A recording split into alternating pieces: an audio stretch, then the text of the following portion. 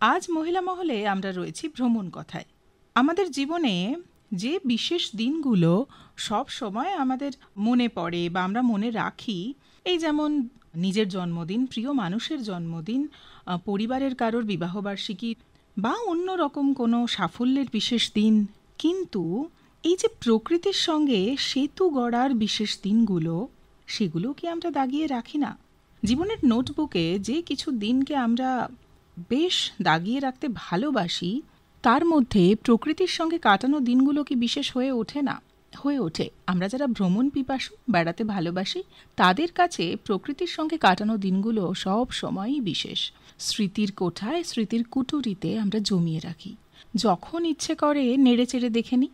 আমাদের মনে, আমাদের স্মৃতিতে এই দিনগুলো যারা অন্য রকমভাবে দাগ দিয়ে রাখেন, যাদের বেড়ানোর অভিজ্ঞতা, ঠিক বেড়ানো নয়, যাদের অন্য কোথাও পাড়ি দেওয়ার অভিজ্ঞতা আমাদের জীবনের ক্ষেত্রে অনুপ্রেরণা, উৎসাহের কাজ করে। আজ আমরা ভ্রমণ কথায় কথা বলবো তেমনই এক ভ্রমণ পিপাসুর সঙ্গে। আমাদের সঙ্গে রয়েছেন ভ্রমণের নানা অভিজ্ঞতা সম্পন্ন মিডিয়া প্রফেশনাল শ্রেয়সী লাহিড়ী। আপনাকে স্টুডিওয়ে স্বাগত। নমস্কার। প্রথমেই আপনার বেড়ানোর কথা দিয়ে বা ওই কোথাও পাড়ি দেওয়ার কথা দিয়েই শুরু হবে। এই যে বেড়ানোর আনন্দ আপনি অনুভব করেন, বা সেটা যে আপনাকে একটা অন্যরকম অভিজ্ঞতা দেয়, অন্যরকম জীবন দর্শন দেখায়, সেটা আপনি ঠিক কবে, কোন সময় থেকে অনুভব করতে শুরু করেন? আমার খুব ছোট থেকে একটা বেড়াতে যাওয়ার অভ্যাস তৈরি হয়েছিল, কারণ আমার বাড়িতে বেড়াতে যাওয়ার একটা পরিবেশ ছিল। অন্তত বছরে একবার বেড়াতে যাওয়া। ইভেন আমি 1 বছর বয়স থেকেই বেড়াচ্ছি আর কি। বাবা মার কোলে চেপে দুধের বোতল খেতে খেতে বেড়াতে গেছি।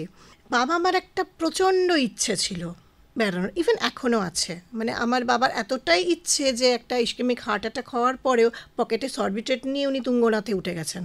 এইরকম ইচ্ছাটাও আছে। আবার মা 10 দিন হাসপাতাল থেকে ঘুরে এসেও এই 2023 সালে 1 মাসের মাথাতেই ম্যাকলাক্সিগঞ্জ বেড়াতে চলে গেছেন। নয় যে বাড়ি থেকে গাড়িতে উঠে গেছেন, ট্রেনে চেপেই গেছেন, এমনি আর সাধারণ ট্রাভেলারের মতোই গেছেন।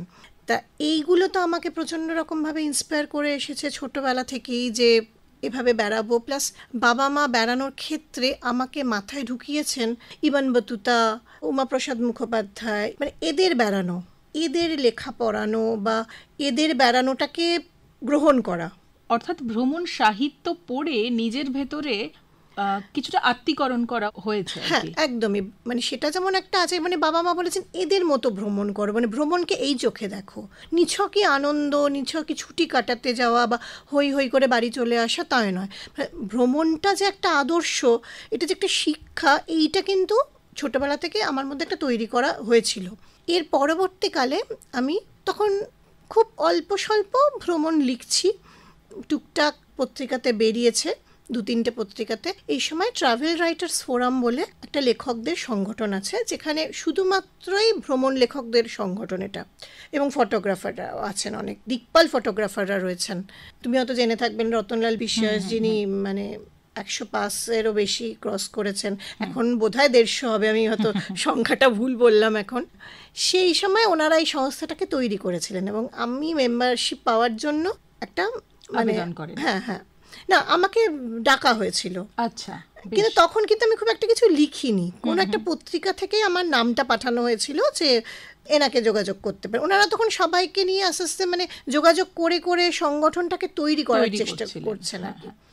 সেখানে তাদেরকে খুব কাছ থেকে দেখেছি, তাদেরকে চোখের সামনে থেকে দেখাটাও আমার কাছে তখন থ্রিলিং ছিল। আমি এটা 2005 সালের কথা বলছি। সেখানে যুক্ত হওয়ার পরে তাদের কাছ থেকে তো প্রতিনিয়ত শিখেছি এবং এখনও শিখছি। অর্থাৎ কোথাও একটা আমাদের ছোটবেলা থেকে যেরকমভাবে বিভিন্ন নীতি কথা শেখানো হয়, বিভিন্ন মডেলস তৈরি করে দেওয়া হয় যে এই ক্ষেত্রে এই মানুষটা তোমার আদর্শ, ঠিক সেভাবেই ভ্রমণ পিপাসু মানুষদের সঙ্গে যখন আপনার দেখা হলো, কথা হলো, সেটা আপনার ভেতরেও একটা আদর্শ তৈরি করলো। ভ্রমণ মানে ওই শুধু একটা আমার প্রচণ্ড স্ট্রেসফুল জীবন, আমার চাপের জীবন, আমি চাপ থেকে বেরোবো বলে 4টে দিন সেই সময়ও ভ্রমণের সঙ্গে জড়িয়ে থাকা যে সমস্ত ছোট ছোট খুঁটিনাটি বিষয়গুলো সবটাই আপনাকে ওই ভেতরে নির্মাণ করেছে। একদমই তাই। শুধু তাই না, আমি এখনো পর্যন্ত লেখার ক্ষেত্রেও আমি কীরকম লেখাটা আমার হওয়া উচিত, কী ধরনের, এবং ছবি তোলার ক্ষেত্রে এরা হাতে ধরে শিখিয়েছেন আমাকে। অর্থাৎ এই ক্ষেত্রেও শিক্ষাটা কত প্রয়োজন, মানে এটাও যে একটা ডিসিপ্লিন, শৃঙ্খলা, শিক্ষা। অর্থাৎ ভ্রমণ মানেই উচ্ছৃঙ্খল হয়ে যাওয়া নয়, বা শৃঙ্খলার বাইরে বেরিয়ে কয়েকটা দিন যাপন করে আসা নয়, এটাও এক প্রকার শৃঙ্খলা। এবং শৃঙ্খলার কথাটা বা শিক্ষার কথাটা বললে বলে আমি তোমাকে বলছি, ভ্রমণ করতে গেলে আমরা একটা জিনিস দেখি না, শুধু আমরা যাই প্রকৃতি দেখতে বা ইতিহাস দেখতে বা জাস্ট এমনি আনন্দ করে কাটিয়ে এলাম, কিন্তু সেখানকার মানুষ, তার সংস্কৃতি, তাদের সঙ্গে মেলামেশা করা, সেখানে আমার কোনো দম্ভ অহংকার চলে না যে আমার কি জাত, কি ধর্ম, কি ভাষার মানুষ আমি। সেখানে যে মানুষটার কাছে যাচ্ছি আমাকে কিন্তু তার সঙ্গে মিশতে হবে, এবং মিশলে যে কত ভালো বন্ধু হয়ে যায়, মানে সেই অমরেন্দ্র চক্রবর্তীর একটা বই আছে, আমি সে নামটা তুলেই বলছি, বন্ধু ভরা বসুন্ধরা। মানে আমার তো মনে হয় সারা পৃথিবী জুড়ে যদি আমার এরকম বন্ধু ছড়িয়ে ছিটিয়ে থাকতো, আমি যেখানেই গেছি সেই মানুষদের সঙ্গে এত একাত্ম হয়েছি, পরবর্তীকালে কিন্তু তাদের সঙ্গে এবং এখনো পর্যন্ত আমার কিন্তু তাদের সঙ্গে সম্পর্ক রয়ে গেছে। ঠিক, এটাও এক প্রকার বিশ্বায়ন বলা যেতে পারে, গ্লোবালাইজেশনের একটা অন্য মানে, মানে জীবন দিয়ে গ্লোবালাইজেশন বা বিশ্বায়ন, এটা বেশ। এরপর যেটা জানতে চাইছি, আপনি তো চাকরি করেন, তো সেক্ষেত্রে চাকরির একটা নির্দিষ্ট সময় বা একটা নির্দিষ্ট শৃঙ্খলা দাবি করে। চাকরি মানে একটা সময় সেখানে ইনভেস্ট করতে হয়, সেটা সামলে বেড়ানোর জন্য কতটা সময় ব্যয় করতে পারেন সারা বছরে? আচ্ছা, প্রথমত আমি বলি, আমি আগে কিন্তু ফ্রিল্যান্সার ছিলাম। চাকরিটা আমি কিন্তু জাস্ট কয়েক বছর হলো করছি, এডিটোরিয়াল টিমের সঙ্গে রয়েছি। আমি ওখানেও ভ্রমণটাই দেখি, মূলত ভ্রমণ, ফটোগ্রাফি, এগুলোই মূলত দেখি। সেক্ষেত্রে আমি অফিস থেকে কিছুটা সহযোগিতাও পাই। আমার এডিটর ইন চিফ আমাকে কিন্তু সেক্ষেত্রে ছাড়েন অনেকটাই, এবং আমাদের যেহেতু অনেকটা মানে ওয়ার্ক ফ্রম হোম করার একটা সুবিধা আছে, সেক্ষেত্রে কোনো কোনো ক্ষেত্রে কিন্তু আমি ল্যাপটপ ক্যারি করি, মানে যেখানে যাই বেড়ানোর সময়, এবং সেখান থেকে মিটিং জয়েন করে যাই, বা সবসময় টিমের সঙ্গে আমি যোগাযোগটা রেখে যাই, কারো কোনো অসুবিধা হচ্ছে কি হচ্ছে না। আর তারপরে কিছুটা তো নিজের ছুটি নিয়ে, যেটা তো থাকেই, তার মধ্যে যতটা পারি বেরিয়ে যাই আর কি, যখনই পারি। বেশ, এই যে আপনি বলছিলেন যে অনেক সময় হয় বেড়ানো, বা হয়তো কাজে গেছেন, সেখানে কিছুটা বেড়ানো হয়ে গেল, আবার টিমের সঙ্গে যুক্ত থাকারও একটা সুযোগ থাকে, তো এটা কি কোথাও বেড়ানোর ক্ষেত্রে বাধা হয়? মানে ধরুন আপনি একটা জায়গায় বেড়াচ্ছেন বা ঘুরছেন, বা সেখানে প্রকৃতি, মানুষের সঙ্গে একটা একাত্ম হচ্ছেন, সেখানে কাজের ডেডলাইন, কাজের তারিখ, মানে কাজ সময় জমা দেওয়া, এটা কি কখনো চাপ তৈরি করে? অভ্যাস করে নিয়েছি আমি এটাও, কিন্তু আমার ভ্রমণকে ভালোবেসি, কারণ আমি এটা ভেবেছি যে এটা নিয়ে যদি আমি এক পেশে হয়ে যাই না, যে না আমি অফিস সামলে পারবো না, ওই বছরে কটা ওই ক্যালেন্ডারে ছুটির দিন দেখেই আমাকে বেরোতে হবে, তাহলে আমার হবে না। কারণ এত বড় পৃথিবী তো, অনেক কিছু মানে বাকেট লিস্টে প্রচুর জমে আছে, টুকটুক করে শেষ করতে হবে। অর্থাৎ তাগিদ, সব ক্ষেত্রেই তাগিদটাই আমাদেরকে দিয়ে অনেক কিছু অভ্যেস করে। আর আমার একটা পাগলামিও আছে, মানে পাগলের মতো প্যাশন। মানে তুমি যদি আমাকে আজকে বলো যে চলো দিদি কালকে কোথাও যাবে, মানে আমি যদি ফ্রি থাকি, আমার কোনো কাজ না থাকে, আমি হয়তো আজকে রাত্রেই ব্যাগ গুছিয়ে বলবো হ্যাঁ চলো বেরিয়ে যাই। ঠিক, এই যে কোনো বাঁধনে জড়িয়ে না থাকা, মানে বাঁধন তো নিশ্চয়ই আছে, ভ্রমণের সঙ্গে বেঁধেও থাকা, সেটাও এক প্রকার বাঁধন, কিন্তু জাগতিক বাঁধনের থেকে একটু অন্য ধরনের বাঁধন এটা, বা বন্ধন ভ্রমণের সঙ্গে।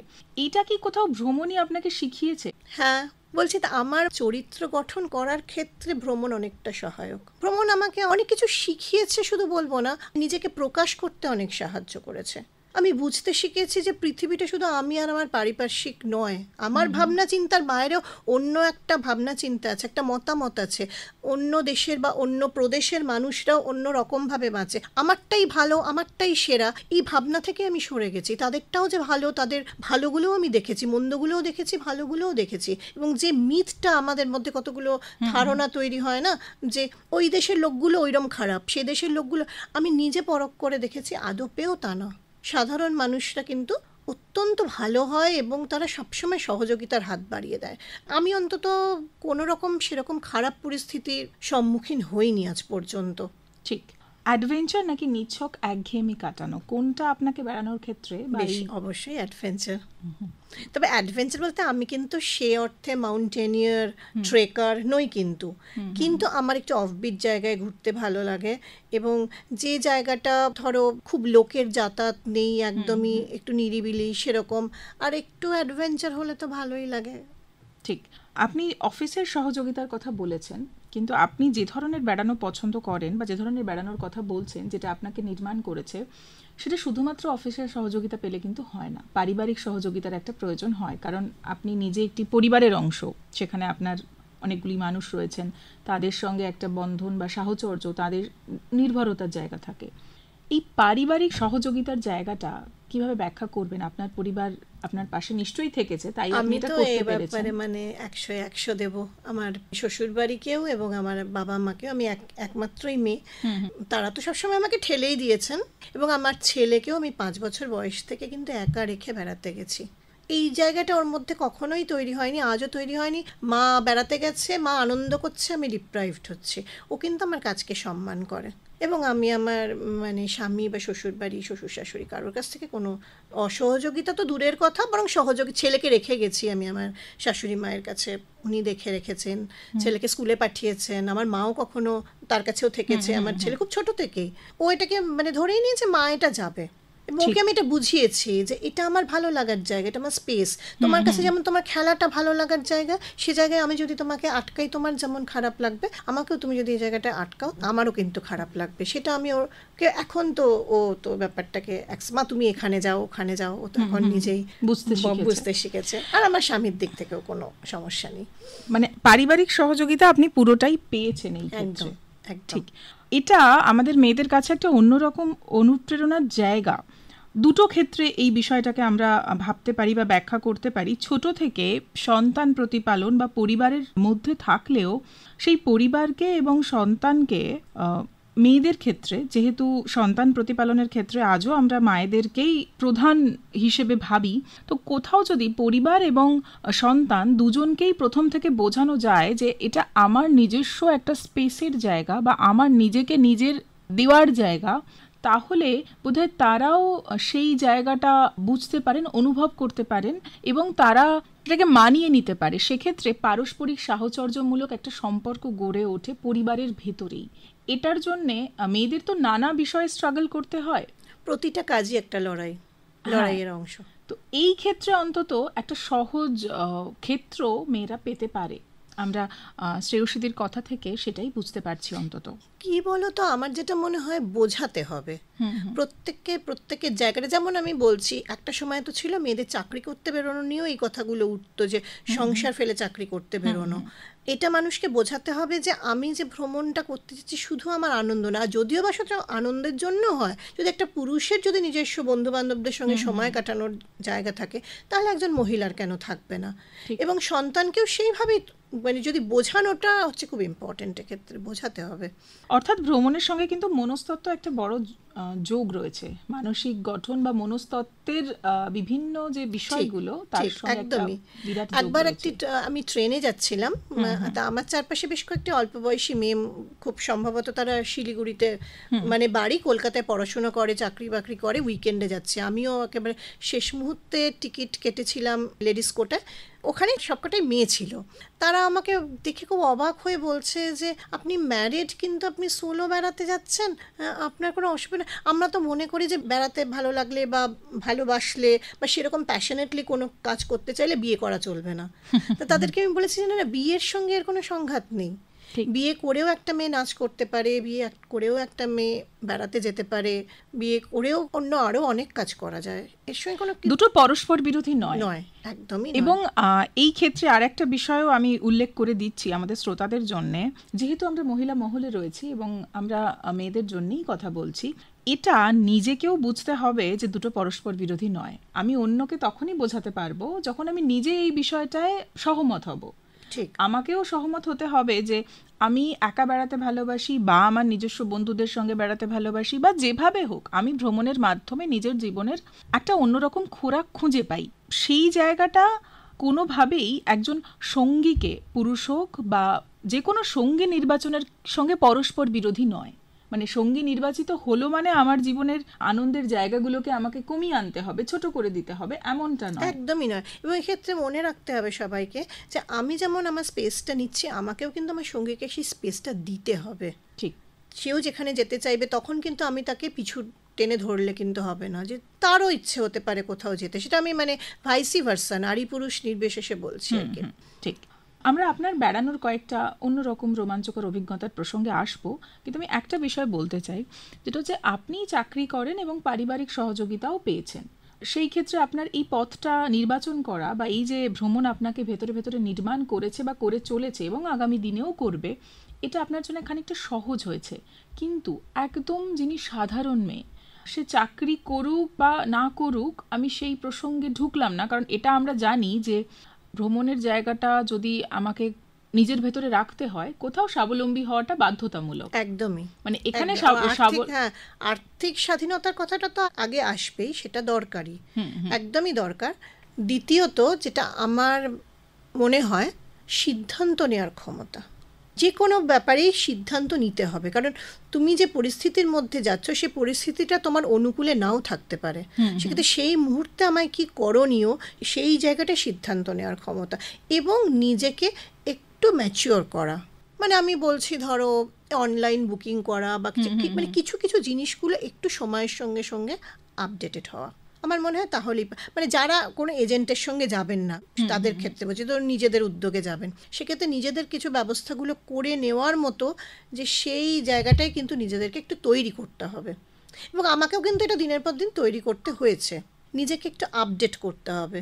যেমন কিছু অনলাইনে কাজ শিখে নেওয়া, বিশেষ করে যদি কেউ দেশের বাইরে যেতে চান, সেখানে ভাষাগত সমস্যা হয়, সেখানে কিভাবে ট্রান্সলেটর ইউজ করতে হবে, কিভাবে বুকিং করতে হবে, কি করে টিকিট কাটতে হবে, এই ব্যাপারগুলো একটু শিখে নেওয়া এবং সবসময় এগুলোর সঙ্গে একটু পড়াশোনা করা আর কি।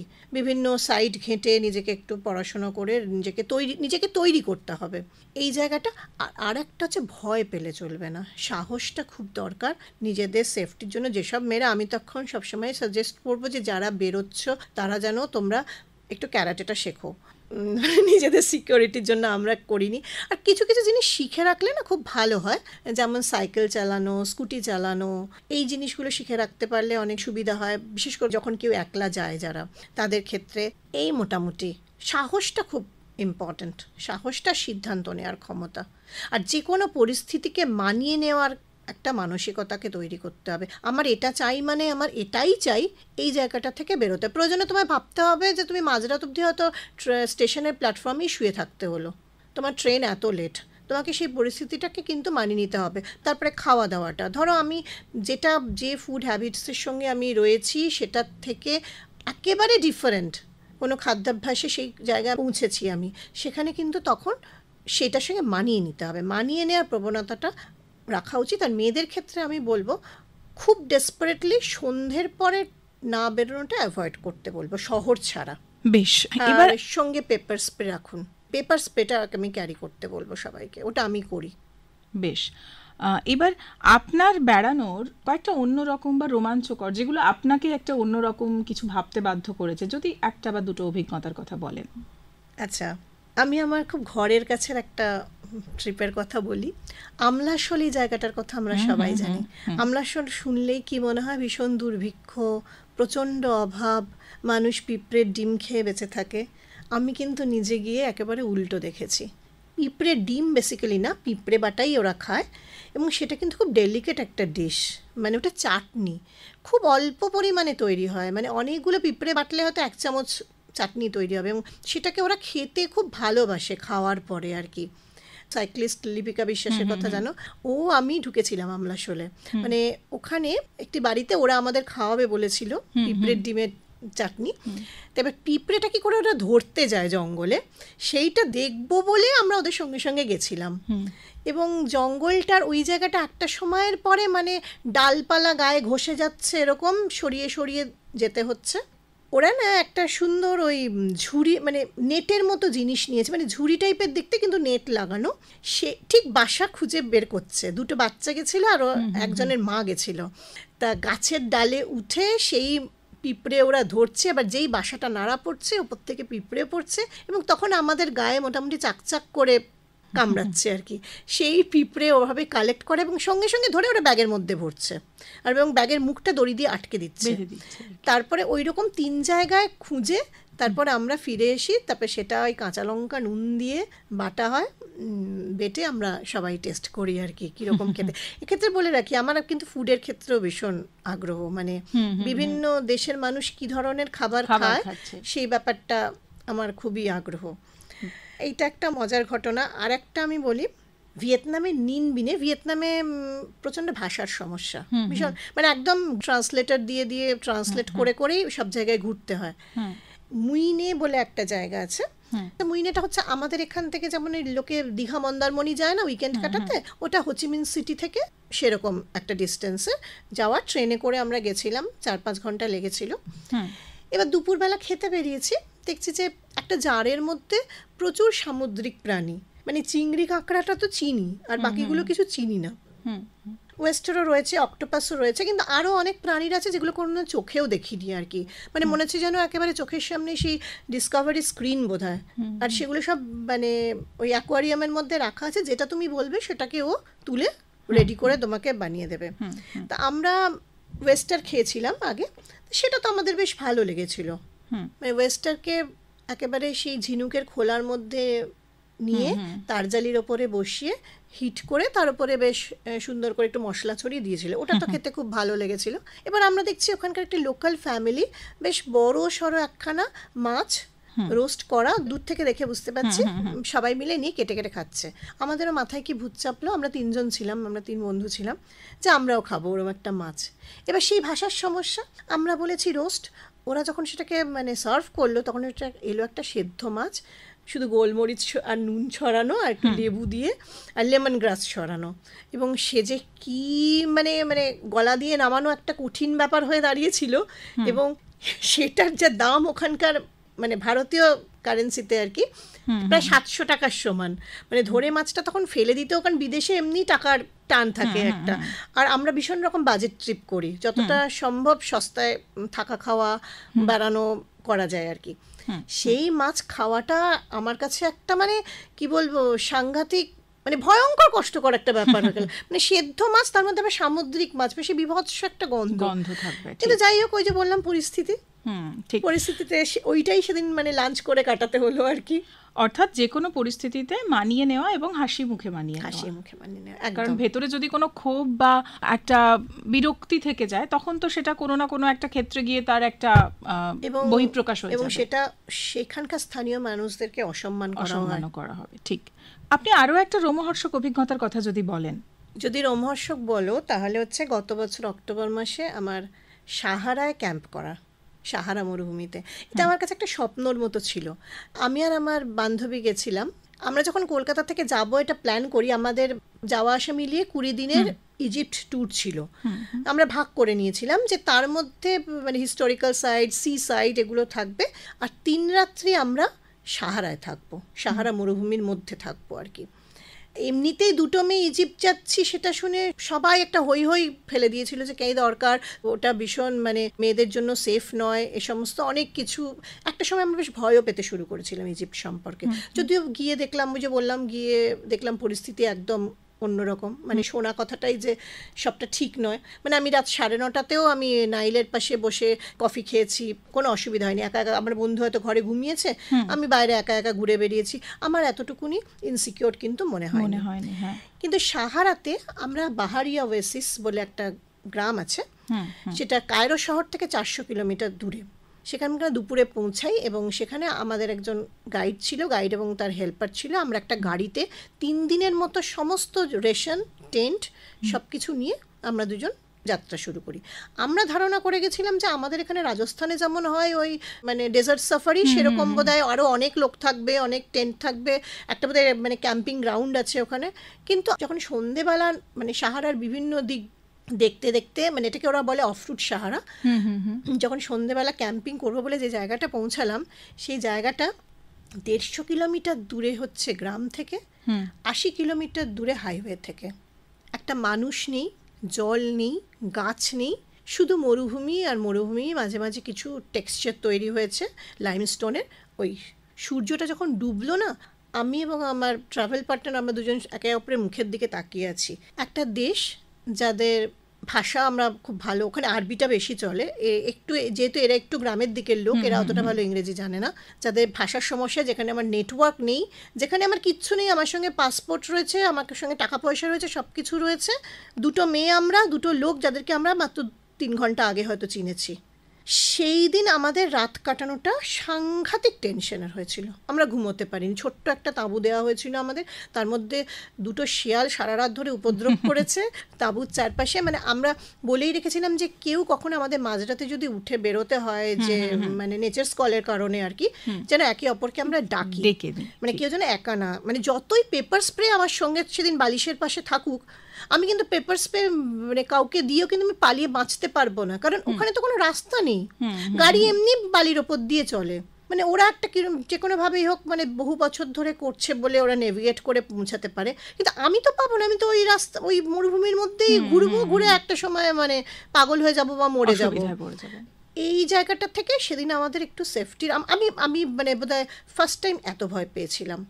তবে দ্বিতীয় রাতে বুঝলাম যে মানুষগুলো ভালো, যা ভেবেছিলাম তা নয়। তারপরে দুটো রাত কিন্তু প্রচন্ড সুন্দর, কোজাগরি পূর্ণিমায় সাহারা মরুভূমি আপনারা দেখেছিলেন, একটা অন্য অভিজ্ঞতা, অসাধারণ, জনমানবহীন। ঠিক। আমরা অনুষ্ঠানের একেবারে শেষ দিকে চলে এসেছি।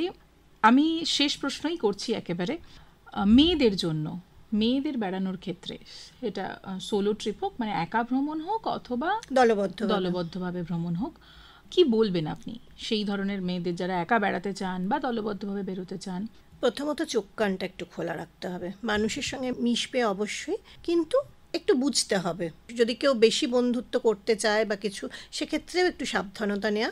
সন্ধ্যের দিকে ঘোরো, শহর অঞ্চলে অসুবিধা নেই, কিন্তু একটু যদি রিমোট জায়গা হয়, ফাঁকা জায়গা হয়, কোনো নির্জন জায়গায় একা একা না বেরোনোটাই আমি সাজেস্ট করবো। এটা নিজের সেফটির জন্য, এরকম নয় যে আমি তার মানে বলছি যে মেয়েরা কেন যাবে না, আমি বলছি একটু রিমোট সাইড হলে আর কি, যেখানে লোকজন কম থাকছে বা কিছু। আর যে দেশের যে সংস্কৃতি, সেই দেশে কিন্তু সেটাকে অসম্মান না করাটাই ভালো।